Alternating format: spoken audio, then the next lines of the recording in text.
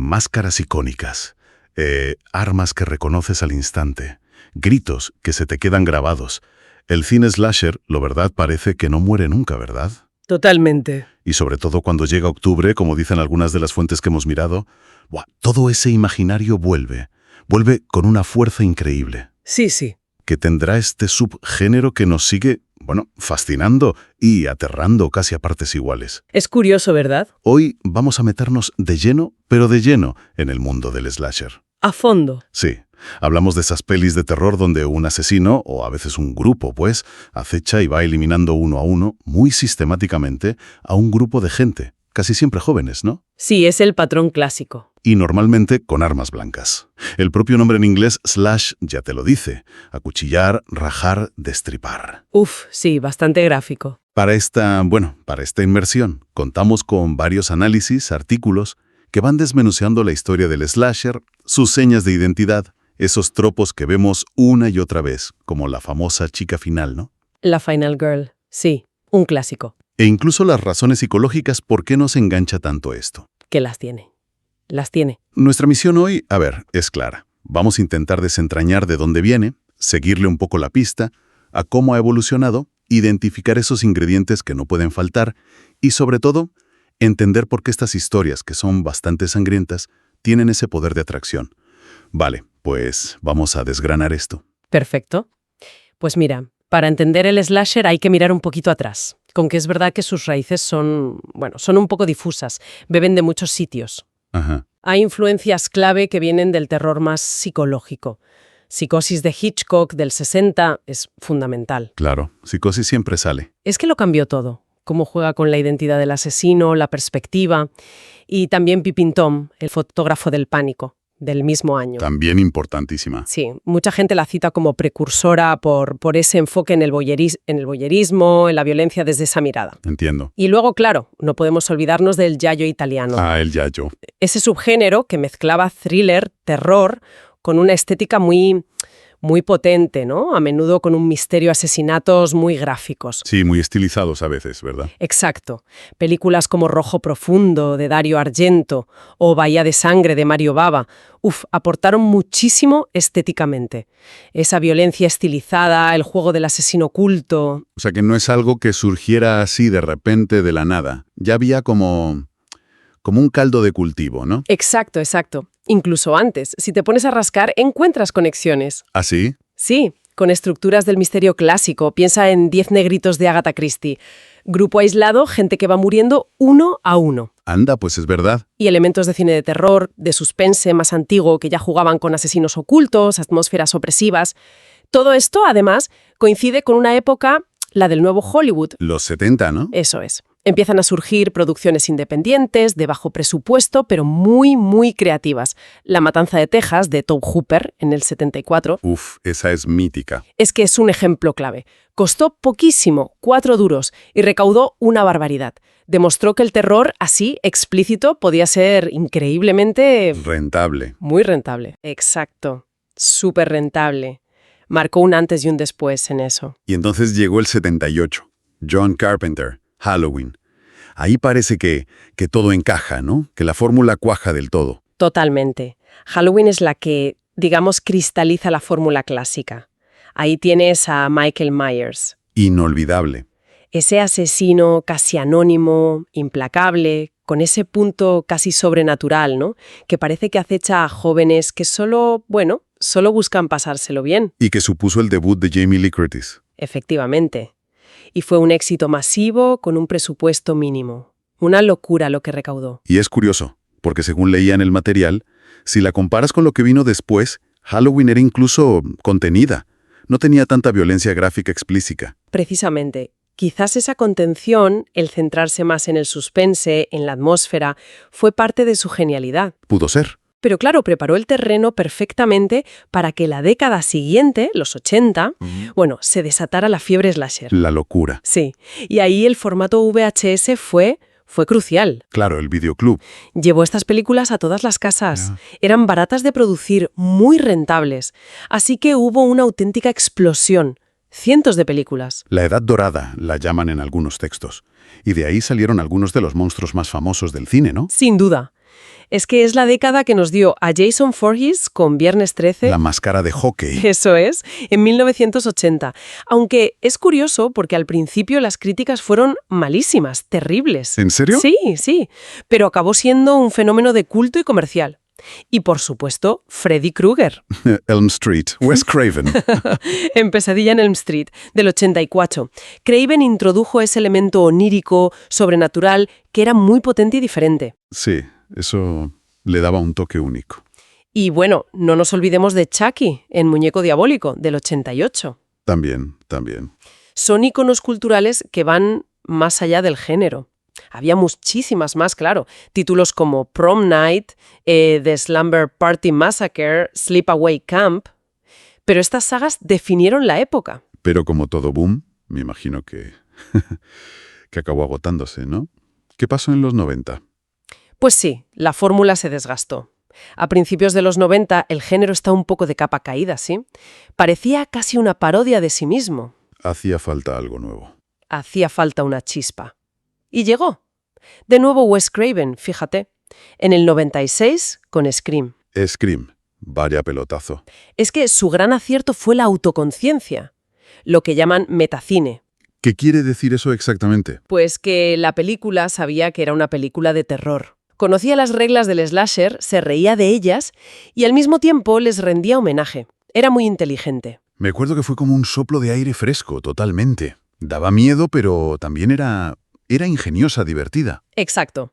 Y Ghostface, la máscara de Ghostface, ícono instantáneo. Totalmente. Tenía un reparto conocido, un misterio bien construido y esa mezcla perfecta de sustos y guiños para los fans del cine. Fue un éxito brutal. Sí, lo fue. Y revitalizó el género. Abrió la puerta a una nueva oleada a finales de los 90. Películas como Sé lo que hicisteis el último verano o Leyenda urbana. Que seguían un poco esa estela, ¿no? De misterio juvenil con asesino. Sí, esa estela post-Scream. ¿Y después? El siglo XXI. ¿Siguió esa línea o cambió otra vez? Hubo varios caminos, la verdad. Por un lado, a principios de los 2000, vimos un giro hacia lo que algunos llaman porno-tortura. Suena fuerte. Sí. Películas como Saw o Hostel, aunque a veces se meten en el saco del slasher, desviaban un poco el foco. ¿En qué sentido? El énfasis pasó de la persecución y el misterio del asesino a la tortura explícita, a muertes muy, muy elaboradas, casi como espectáculos macabros en sí mismas. Ya. La saga Destino Final, aunque es distinta, también jugaba con eso, ¿no? Con muertes impactantes, predeterminadas, muy visuales. Y también fue la época de mirar atrás, ¿no? La fiebre de los remakes. Volvieron todos. Efectivamente. Una oleada enorme. Volvieron casi todos los grandes nombres. La Matanza de Texas en 2003, Halloween revisada por Rob Zombie. Que fue bastante polémica esa visión. Sí, muy personal. Viernes 13, Pesadilla en Elm Street. Algunas tuvieron éxito en taquilla, sí, pero pocas alcanzaron el impacto cultural de las originales. Se sentía un poco repetición, quizás. A menudo sí, como una repetición de fórmulas sin aportar demasiado nuevo. Y más recientemente, ¿podemos decir que sigue vivo el slasher o ya es cosa del pasado? Sorprendentemente, sigue muy vivo. Y ha seguido evolucionando, que es lo interesante. A ver, cuéntame. Tuvimos aportaciones muy interesantes, como It Follows en 2014, que jugaba con las convenciones de forma muy original, retorciendo la idea de la Final Girl. Ah, sí, la recuerdo. Era inquietante. Mucho. Y luego vino la gran tendencia, las secuelas legado. Secuelas legado. ¿Qué es eso? Pues como el Halloween de 2018, ignoraba todas las secuelas anteriores y retomaba la historia original, trayendo de vuelta a Jamie Lee Curtis 40 años después. Y fue un exitazo tremendo. Exacto. Costó relativamente poco y recaudó una barbaridad. Y claro, eso generó sus propias secuelas. Y animó a otros, supongo. Claro. Se hizo lo mismo con otros iconos como Candyman o nuevas versiones de La Matanza de Texas para plataformas. Incluso hemos visto series que continúan o reinventan sagas como Chucky o Sé lo que hicisteis el último verano, en formato serie. O sea que el modelo funciona. Parece que sí. Y siguen saliendo títulos nuevos como Sangrientos 16 o Thanksgiving. Y hasta esa moda tan curiosa de coger personajes infantiles que son de dominio público como Winnie the Pooh y convertirlos en asesinos slasher. Sí, eso es peculiar, cuanto menos. Un poco sí. Parece incombustible, desde luego. Hemos visto cómo nació, cómo creció, las idas y venidas. Pero, ¿qué define realmente a una película slasher? En su ADN, ¿cuáles son esos ingredientes que sí o sí tienen que estar? Pues a ver, si tuviéramos que destilar la fórmula, la esencia pura sería un asesino, que a menudo es misterioso o va enmascarado, La máscara es clave. fundamental. Luego, un grupo de víctimas, típicamente jóvenes, como decíamos, un entorno que facilite el aislamiento, la persecución, una casa, un campamento, un pueblo pequeño, Sí. y el uso predominante de armas blancas o herramientas similares para los asesinatos. Cuchillos, machetes, hachas. El slash. Exacto. Las tramas suelen ser bastante directas, centradas en la caza, la supervivencia. No suelen complicarse mucho más. Hablemos del asesino. Porque suele ser la estrella de la función, ¿verdad? A veces más que los propios protagonistas que intentan sobrevivir. Sin duda, sin duda. Lo fascinante aquí es esa figura. A menudo, como decías, enmascarado. La máscara de hockey de Jason, la de Ghostface, la careta blanca inexpresiva de Myers, Dan muy mal rollo. o con algún tipo de desfiguración física.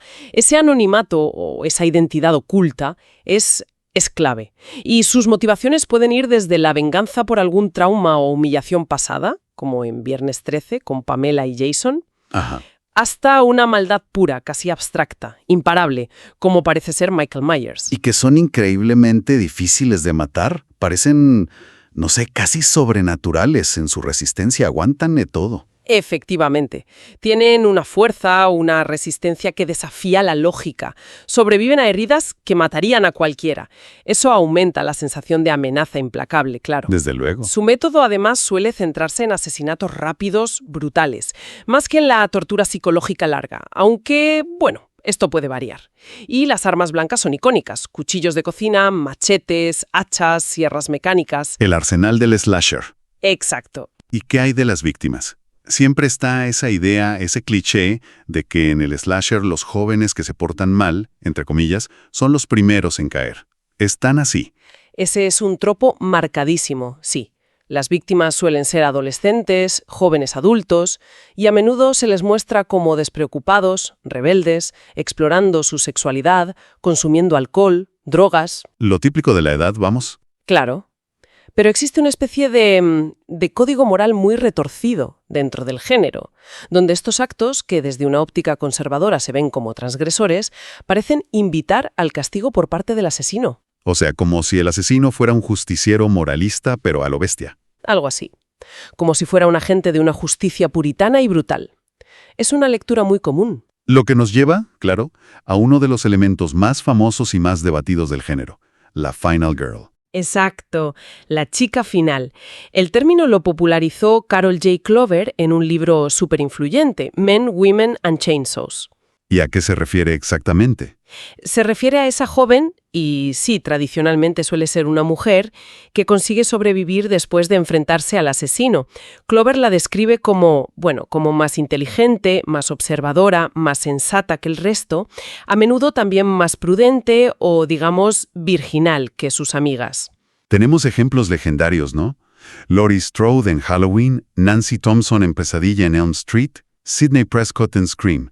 Son personajes que acaban llevando el peso de la historia. Totalmente. Son las heroínas inesperadas.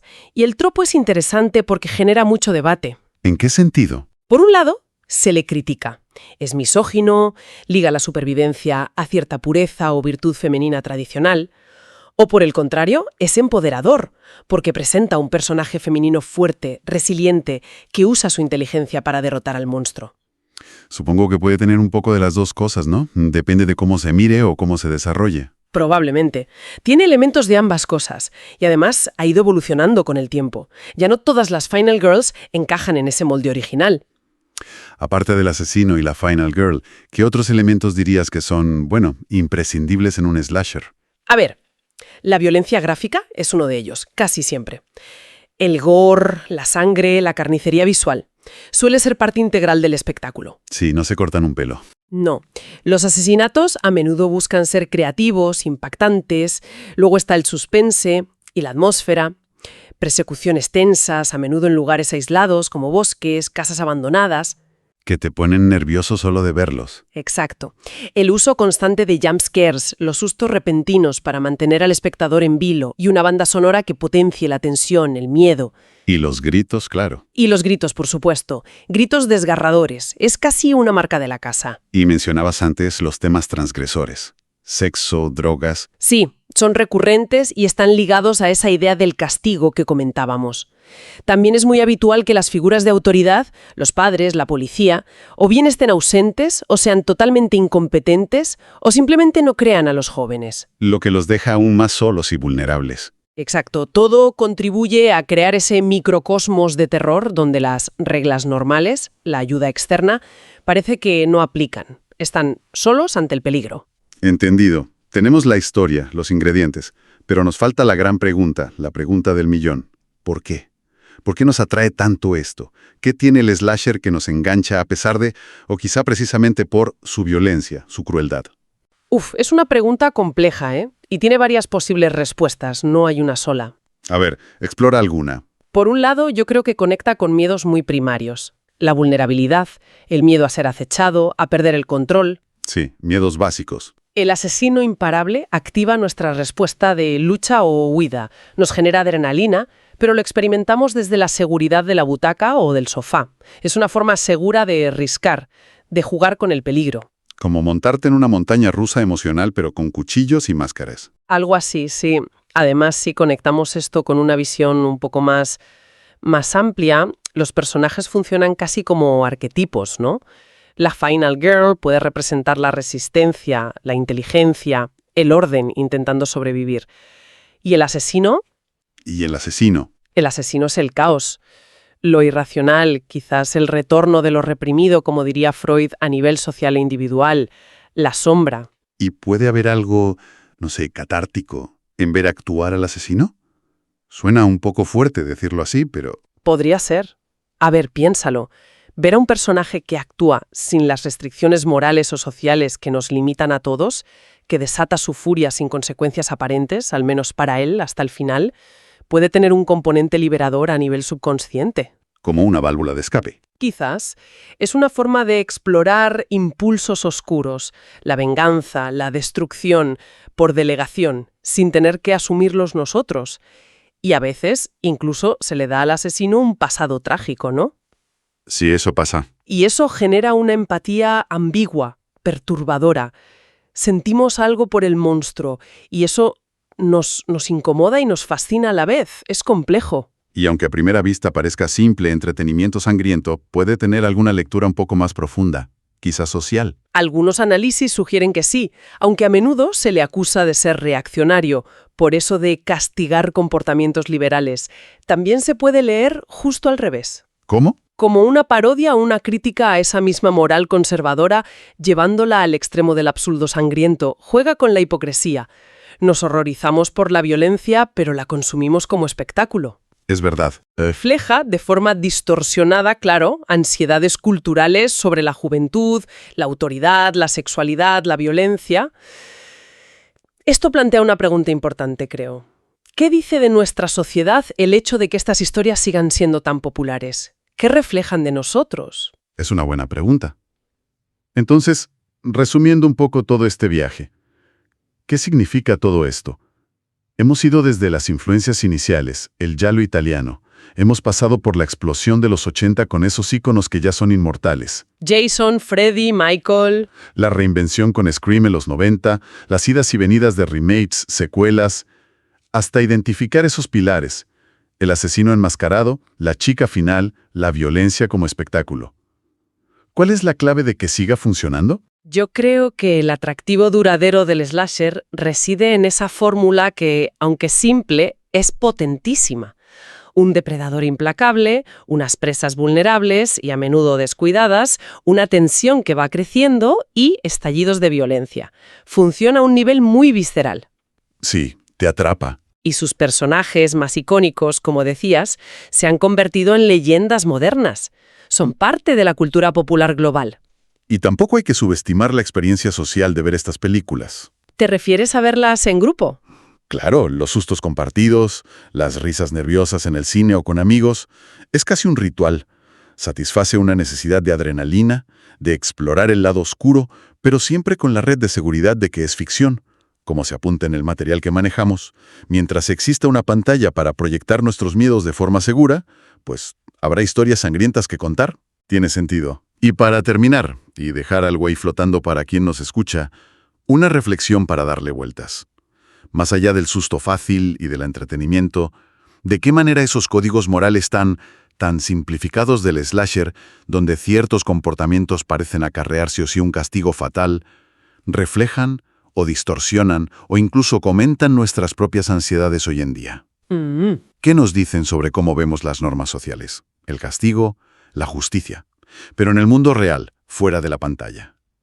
Ahí lo dejo.